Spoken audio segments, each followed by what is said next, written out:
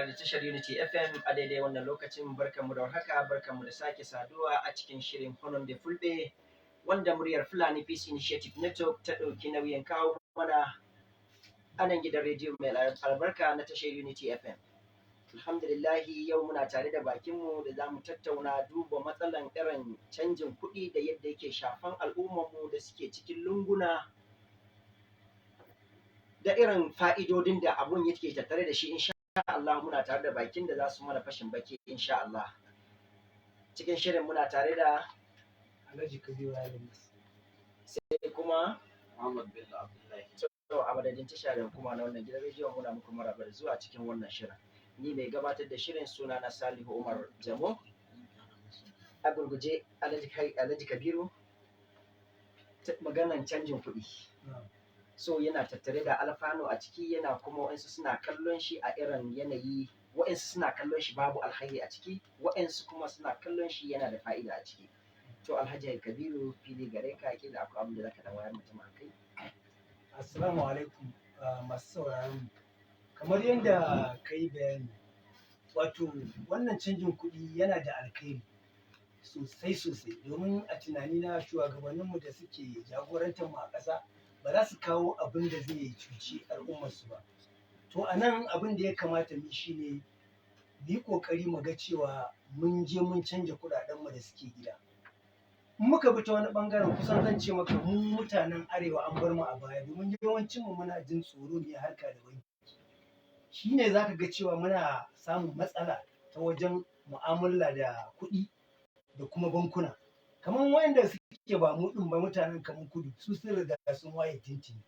To ba wannan ba, abin da ya kamata mu yi a nan shi ne, tunda har an ce ina ganin tunani na ma rana ita wani abin zai ƙare. To fata na a nan shi ne don Allah mutane su yi ƙoƙari su ga sun fito da kuɗaɗensu da suka ajiye a ɗaki, wanda hawaii suna yin mummuna ma gaskiya ba ma jin daɗin ganin irin waɗannan kuɗin. Don Allah su yi ƙoƙari su ga sun fito da su sun canja kamar yadda gwamnati ta nema. Ba ma fatan wani ya asara, domin asara ko da ta kwabo ce ba ta da daɗi. Amma alhamdulillah kamar mu da muke cikin birni da sauƙi, kamar ƴan uwanmu da suke karkara, Arabi shi ma ƴan uwana Fulani, ina kiransu da babban murya don Allah. Dan zan iya cewa zan ba ku haƙuri ne ma, don Allah ku yi haƙuri ku fito a yi da ku ciro waɗannan kuɗaɗe na ku canja, domin a gudu tare a tsira tare. Ina ganin muka haka insha Allah za mu ji daɗi. Allah ya saka da alkhairi. Malam Bello, ina magana akwai alfanu mai alkhairi a tattare da wannan canjin kuɗin. Duba da irin jama'a yau in kana da kuɗin, irin yanayin da muka sinci kanmu a ciki, na sha'anin sace-sace, na sha'anin su kidnapping, na dai sha'anin tsaro dai na yau. In kana da kuɗin ma kana tsoro kana ɓoyewa a cikin gidan, a inda kake ma ba ko kake da shi san da wannan kuɗin. Kuma ya ce mana akwai alfanu mai zaka iya dan ƙara mana kai. Na'am, alhamdulillah. Gaskiya fi sabilillahi batun da shi Alhaji Kabiru yayi gaskiya ne, akwai alfanu sosai. Kamar alal misali a wannan karni da muke ciki, mun riga mun yi tafiya, ko duniya ta riga ta yi tafiya mai nisa, wanda ana harkar intanet ne yanzu. To ba zai yiwu a ce mutane har yanzu ba su farga ba, wanda duk da tafiyar da ake yi gurin samun wayewan kai din yana ɗan tafiyan hawainiya, saboda yanayi da muka tsinci kanmu a ƙasa ɓangaren ilimi da ilmantarwa. Domin inda gwamnati ta ɗauki ɗawainiyar ilimi da ilmantarwa, da insha Allah da tasirin abin ya daɗe sosai akan mutane. Kamar alal misali yanzu a ƙasashen da suka ci gaba kamar Ingila da Amerika da sauran ƙasashen Turai, su maganar wani a ce wayannan maganar intanet sun riga su yi nisa a kai.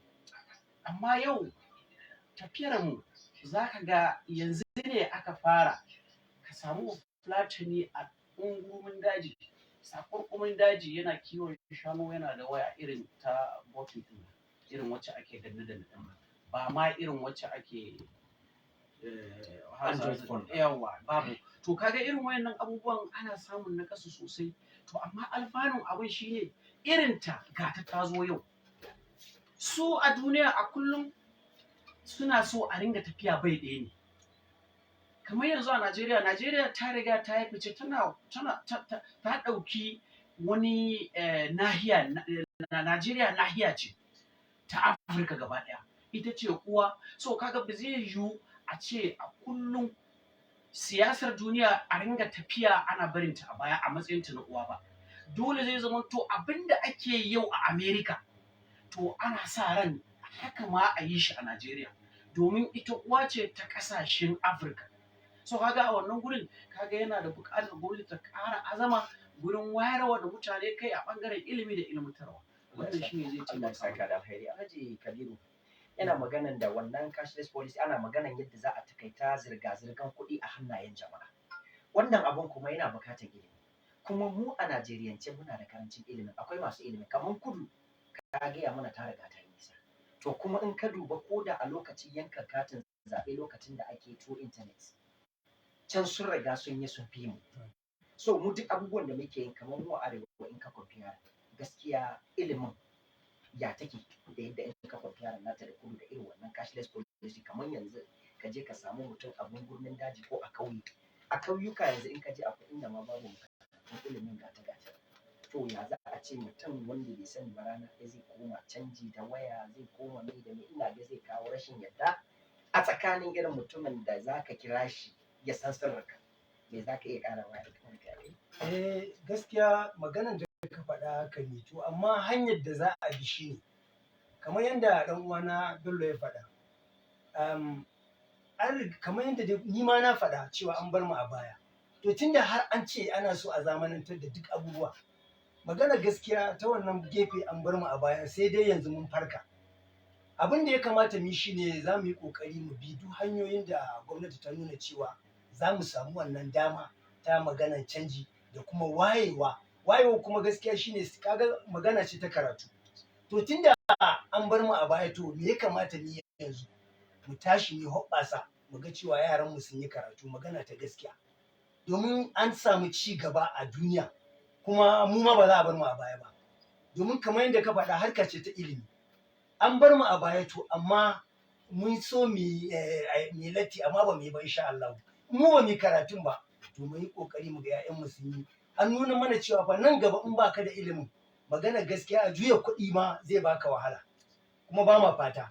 To a nan don Allah mu yi ƙoƙari mu ga cewa mun bi hanyoyi. Muka dawo wani gefe kuma a irin mutanenmu na karkara wanda ba su fahimci abubuwan ba su yi ƙoƙari su ga sun samu 'yan uwansu da suke cikin birni da kuma ita gwamnati ta ƙara ƙoƙari wajen cewa wannan abubuwa jama'a sun karɓe shi hannu biyu.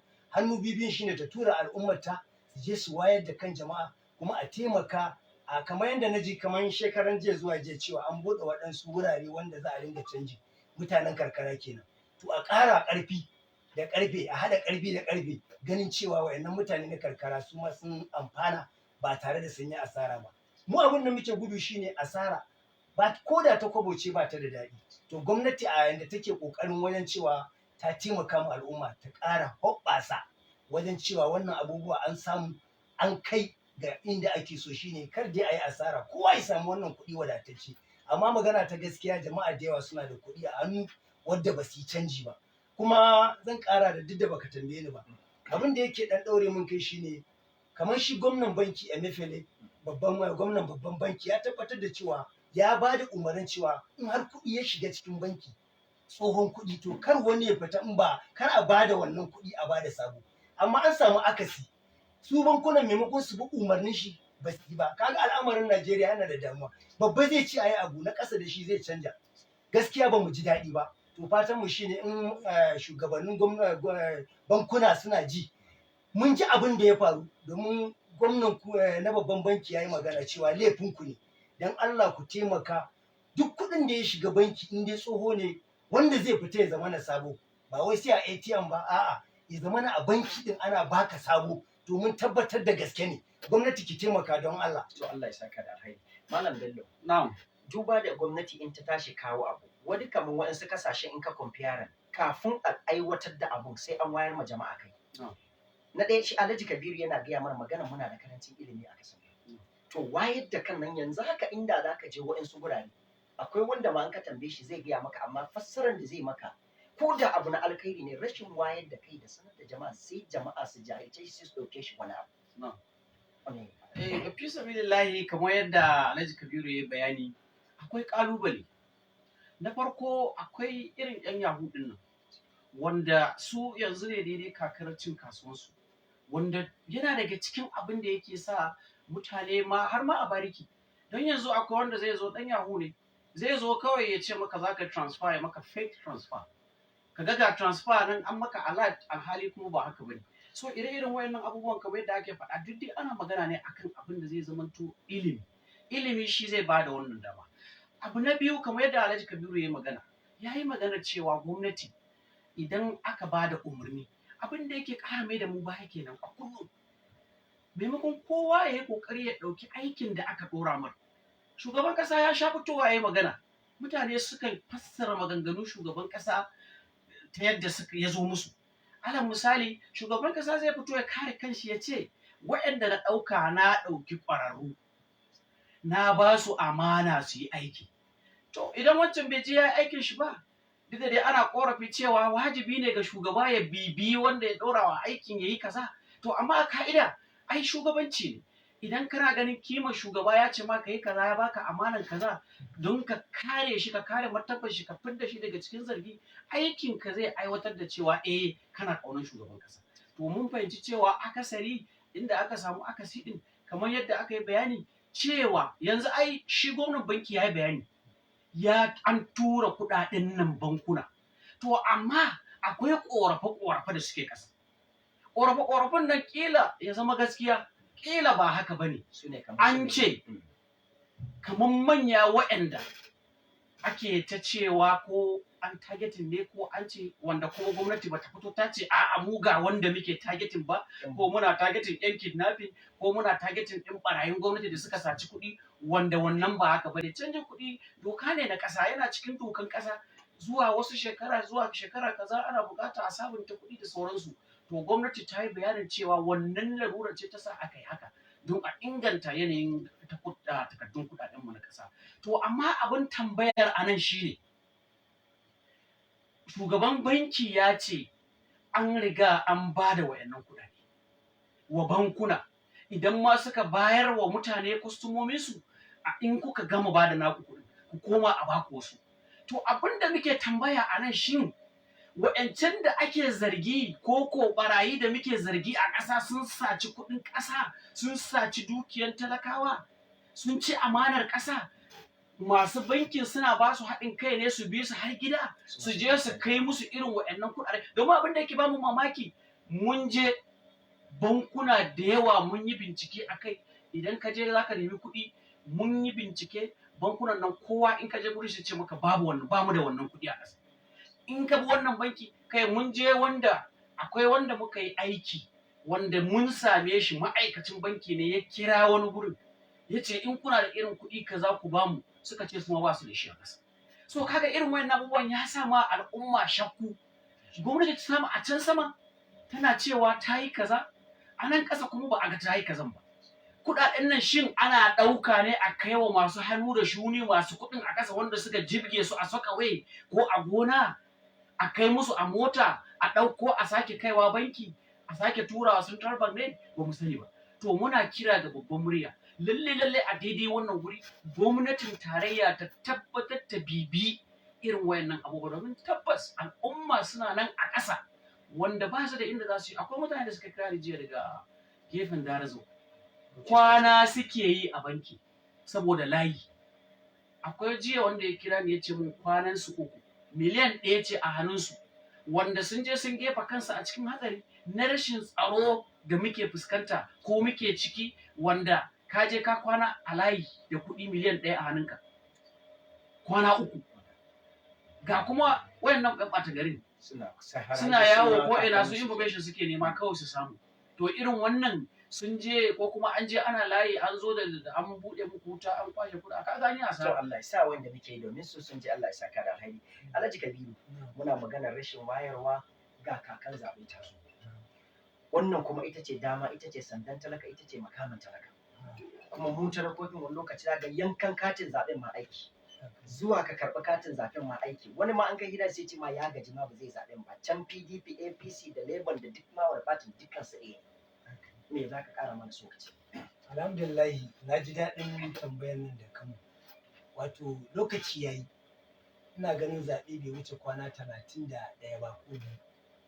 To a nan muna kiran al'ummarmu, an ce yawancin mutanenmu wanda suka je suka sabunta rijistar su ba su je sun karɓa ba. Duk da wani in sun fusata wasu ba sa gari a ƙasa, amma muna tunanin insha Allahu za ta canza zani. Abin da ya kamata mutanen mu su yi shine wanda bai karɓi katin zaben shi ba, don Allah ya yi kokari ya je ya ga ya karɓa, ko ki ga kin je kin karɓa. Kar ku yi fushi, domin hanyar da zamu bi kenan da taimakon Allah mu canja wayanda muke ganin ba sa mana abin da ya kamata. Amma baka je ka karɓi kati ba, kaga ba maganar zaɓe, kuma baka yi zaɓen nan ba, baka da maganar ƙorafi. In ka yi ƙorafin wa za ka yi ma? To muna ba da shawara cewa don Allah a yi ƙoƙari a ga cewa an je an karɓi waɗannan katina, domin lokaci yana zuwa. Maganar fushi a yi haƙuri, insha Allahu Allah yana tare da mu, kuma zai taimake mu da ikon Allah. Allah ya zaɓa mana shugabanni na gari wanda za mu ji daɗi daga mu har 'ya'yanmu zuwa jikoki da taimakon Allah. To alhamdulillah. Malam Bello, Malam yana magana, Alhaji Kabiru Highlandern yana mana bayani akan kowa ya tsaya, insha Allah yana mana albashir za a ji daɗi. 'Yan siyasan nan da muke magana kuɗaɗe sun yi ne sun tafi, kuɗaɗen nan suna hannun 'yan siyasa. Kuma su talakawa masu zaɓe yanzu gabaki ɗayan yunwa ya riga ya kai su wani lokaci. Wani yanzu shi in ka ce mai ga shugaban da zai masa wani abu na shekara 4, adalci, iliminsa, lafiyansa, da dai wayansu abin da ake bukata daga gwamnati, to akwai wanda shi zai zo yanzu zan magance maka na sati 1 ko sati 2. To a cikin talakawan yanzu zaka ga wani makami na hannunsu, za su iya su sayo matasa 'yan kwaya su zo su ta abubuwa. Yanzu kakan ne ta biyu, wani jan kunne ya ga musamman iyaye da shugabannin matasa da sarakuna. To a wannan daidai wannan gaba, iyayena da sauran jama'a masu sauraro, ni ma zan bi hanyar da shi baban namu ya faɗa, shugaban ƙasa ya ce jiki magayi. Tabbas jikinmu yana gaya mana, wanda kuma wannan jikin namu duk wanda bai zama ya ilmantar ya zama mai ilimi akan halin da muka tsinci kanmu ba a game da abin da ya shafi siyasa. Yanzu alal misali, ai muna da ƙorafi, yanzu muke magana akan yanda za a yi talaka ya samu sauƙin gurin zuwa gudanar da gurin canza kuɗin na kuɗaɗen nan. Ai kamata in siyasar ce ta gaskiya ake so a yi, ko kuma in ai siyasa abin da ake nufi in fito in siyar da kaina wa al'umma. Banda naira zan iya zuwa in siyar da kaina wa al'umma, al'umma su karɓe ni. Menene misali shine yanzu ina neman ɗan majalisar jiha a APC ko a PDP ko a wata jam'iyya makamancin haka. Abin da ya kamata in yi aji kamar na zo yanzu alal misali gani na zo Unity, zan ɗauki wani ɓangare na shiri musamman taimakona ga al'umma don in ringa wayar musu da kai da hanyoyin da za su bi, da kuma bibiyar da nake akan a matsayina na mai neman shugabanci a gun al'umma, in fara musu su gani a ƙasa ya za su yi su je su samu sauƙin karɓar kuɗaɗe, ko kuma wanda bai sani ba yake riga, in tabbatar da na ɗauki wani abu na kai inda suke a riga ko a ƙauyuka haka, a ce ni ne a yi siyasa, a rubuta a ce wannan aiki da sunan wane mai neman takarar kujera kaza shine fa yayi wannan aiki. Ai kaga kai siyasa kuma ka sai da kanka. To wa Allah, yan siyasan nan sun farga da haka, da za su yi haka, to da tabbas sun taimaka wa kansu, sun taimaki al'umma, kuma da taimakon Allah za su samu abin da suke bukata. To amma har yanzu su damuwansu kawai suna nan a tafi campaign, a je a same ku a yi muku surutu, a ɗau 10,000 ko 15,000 a baku. Wasu ma suna nan ba su, in aka je gurin da za a nan, ko da aka tara wani ma ba zai samu naira ba, sai a bar ku zo ku yi abin da za ku yi zaben tumun dare, ku zo ku sake shan wahalar shekara 4, wanda a lokacin bayan wannan rubdugun da aka yi muku, wanda kowa yana ji a jikin shi, babu gidan da babu baya jin wannan halin. Saboda haka ina kira ga 'yan siyasa, lallai in dai da gaske suke yi, su ɗin mutanen kirki ne, wanda mun san cewa ba a wani guri suke rayuwa ba, su ma sun gano cewa gangar siyasar ko nau'in siyasar na wannan karan ya fa canza, don da yawa na sun gane haka, wanda ya ba su dama sun fito da karfinsu, don naga waɗanda sun fito, waɗanda ba masu kuɗi ba ne, wanda ma'aikata ne sun fito, to su ƙara fito da kansu, su tallata kansu da aiki na taimakawa al'umma. Ta wannan hanya ne za a samo a taimakawa talakawa su zaɓi shugabanni na gari. Alhaji Kabiru Lalla, yanzu lokaci ne wanda da ya kamata talakawa su yi amfani da lokacinsu su tsaya a inda ya dace su tsaya makarantar da ɗan PDP ya wanda yake zaben PDP da makarantar da ɗan Labour dukkan wani fati makarantar kuɗi ce kasuwan kuɗi ce farashin kuɗi ce amma sai kaga ana nuna babban waɗansu ma an suka je ma wajen zaben ka da faɗa a gurguje dai don mu ba mu masu a gurguje abin da ya kamata wannan lokacin zaɓe da za mu yi shine farko dai ka nemi ka zaɓi wanda ya cancanta kar ka bi kuɗi kuɗin ma nawa ne in ka duba ma kuɗin da ake bawa ma bai wuce kai ce fa ne da shi rana ɗaya ba ina nufin kamar mu magidanta yara kuma bai wuce zai su wanke kansu ba ma da kuɗi to a nan gaskiya mu yi ƙoƙari mu ga mun nemi mun zaɓi wanda ya cancanta kuma maganan faɗa ni da kai muna kana APC ina PDP mu zai muna faɗa ina ga wannan lokacin ya wuce ina kira da al'umma da Allah mu yi ƙoƙari mu ma mu zama wayayyu kamar turawa ya zama na cewa an tafi ba wani maganan faɗace ko wani dai abubuwa wanda ya danganci haka ni zaɓen mu zaɓe na lafiya mu so mu zaɓi wanda muke so kar wani ya zo ya canja ma ra'ayi wanda ka ga ya kwanta maka a rai ka je ka zaɓe shi fatan mu shine Allah ya sa mu yi zaɓe lafiya kuma ya bamu nagari wannan shine godiya ta musamman da masu sauraron mu masu bibiyar mu a kafafen sada zumunta kamar irin su Facebook irin su Twitter da shauransu muna godiya ta musamman za mu ba mu masu kiran mu don su ma ba da gudunmuwarsu don su ne kashin bayan sauraron mu bari mu ba su lokaci 070 muna ba su lamba akan 070 3235 3315 kamar akan layi assalamu alaikum Assalamu alaikum salam. da muke magana Barkan ku da wannan kudu. Da tsarin ba ko da lokaci da layi jiriya da jariro cikin garin makana karamar kofato. to malam injiniya mun ba Allah ya saka muku da alheri. Game da maganar kudi gaskiya muna mutanen karkara ganin shi ma ba a yi balantana har a ce za a samu wasu da kuma sai a yi za a maganar cewa an daina kaɓai. Kaga wannan lokaci ne. Ko ba haka bane yanzu mafi yawanci tsarorin su shaguna muna son cewa ba a karɓar wannan kuɗi. To ba mu rasa ne da bayarwa da ya kamata a kai shi da mutane su da abubuwa da suke sha. Ko ba haka ba wallahi mu mutanen karkara ni dai sai na nan wallahi kuɗin nan bai wuce da hukuma gani. Kuɗi da su wadata a ƙasa ba an ce ba da a karɓa ba. To kaga talaka wanda zai je sai abincinsa to ina zai samu wannan abin da zai je siyo. Ba zan shi ba. Kuma ya zo a yi cikin koshin lafiya ko kuma masu zaɓe mu nemi cancanta ko ba haka bane ba wai fati ba a cikin cancanta ba don ba na sa ina da shi ko shi lafiya ta yanzu ba. amin sun amin Allah ya saka da alkhairi ka ji magana yadda yake complaining akan kuɗi bai ishe jama'a ba kuma ko kwanakin baya kwana kaɗan nan ka je wasu bankunan tsohon kuɗin da aka samu har yanzu da kan layi dan ka hada so ka ce assalamu alaikum wa alaikum assalam da muke magana amin sun amin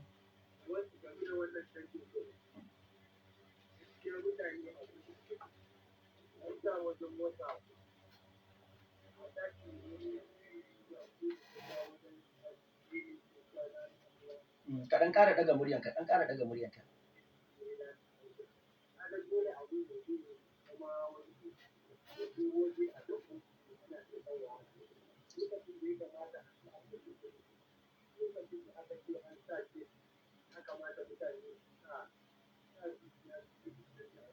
to Allah ya sa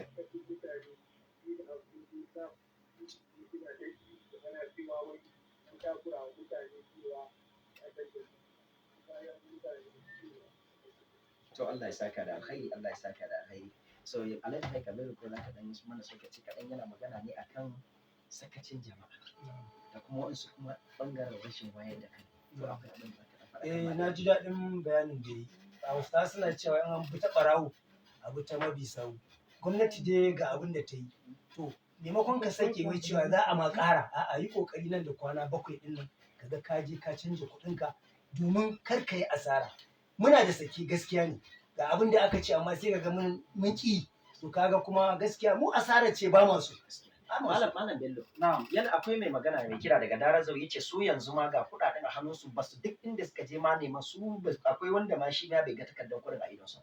Wanda ma yanzu shi aka bashi ma bai sani. Na'am. To ala hakika a nan gwamnati ita ce duk abin da ya je dawo ita gwamnati za a fara dubawa. Tsari ne tun farko kusan mu ce ita gwamnatin ma bata ɗauki tsarin da ya dace ba.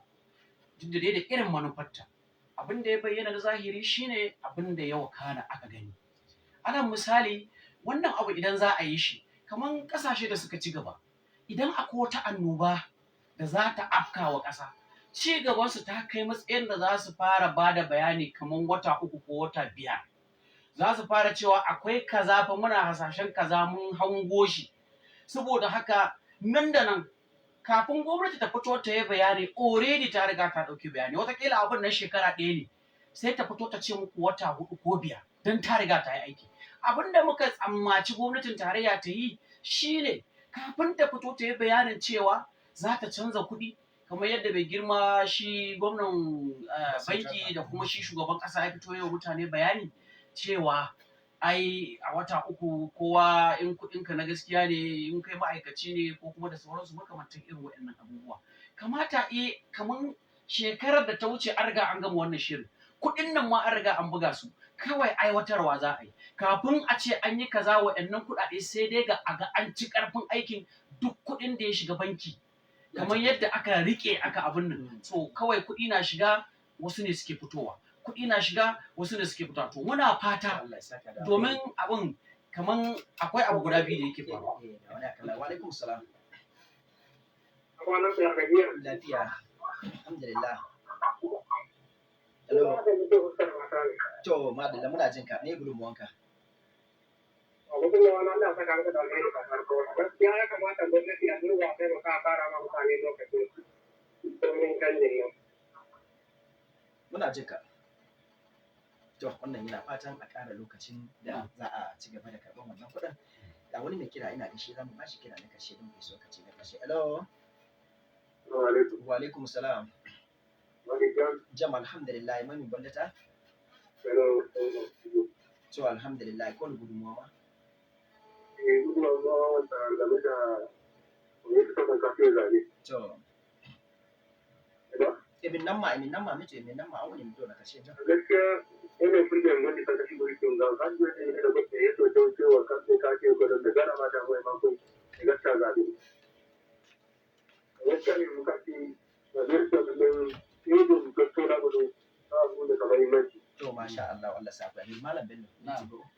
To Kuma kamar wi'ata wani kanko e frite e godi sakati e wodi gari e dari ma gaɗata zaɓe ma fufu ko ko ɓe taɗa kan ko tabbas to fulɓe mbi wayki kamɓe mo gurtata ko ɓe gaɗa zaɓe to ɓe ɓeedi warugo hoore maɓɓe gin enci men fa to en gurtoaki gaɗɗen zaɓe jaaɓiɗen cancantiɗo to tabbas to fa joni en fuɗɗani jergo bone to so Allah karo e so saboda noon mi torodi Allah waɗani fama fulɓe fama gurto wara waɗa kuri amma insha Allah Allah jika bin kalma ya kodi Tun da ɗan uwana ya fulatanci ni bari da ya Hausa. to masha Allah Al'ummar mu da Allah a yi kokari a ga cewa an je an karɓi waɗannan kati da kuma taimakon Allah.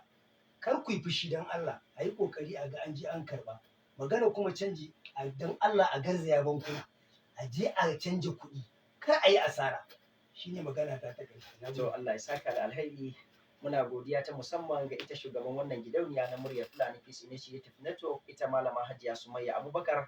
Sai kuma muna roƙon al'umma daga waje wannan shirin ɗaukar nauyinsa ake kofar mu a buɗe, muna roƙon masu ɗauka mana nauyin wannan lokacin don duk abin da kaga ana yi yau da gobe sai Allah. Muna roƙon bayin Allah daga waje wanda za su samar hannu don ci gaba da wayar da kan al'umma. Godiya ta musamman ga mu'assasin wannan shi gidan rediyo Honorable Ibrahim Salisu da Suki na Kande, sai kuma shi DJ mu na yau. Wassalamu alaikum wa rahmatullahi ta'ala wa barakatuh.